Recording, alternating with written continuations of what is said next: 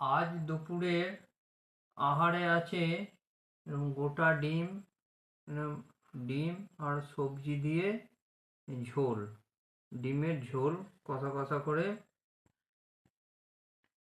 আজকে বুধবার, দুপুরের লাঞ্চ বা আহারে বসে পড়েছি।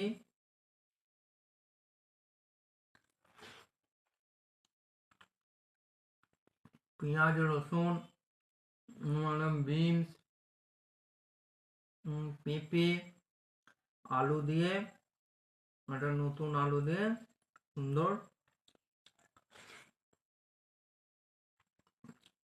একেবারে মুখরোচক, সুস্বাদু এবং স্বাস্থ্যের দিক থেকেও ভালো।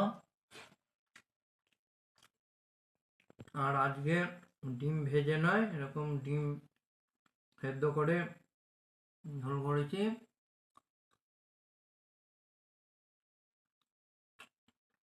আর কি, পুরো আহারটা শেষ করে সকলে সুস্থ থাকবেন, ভালো থাকবেন।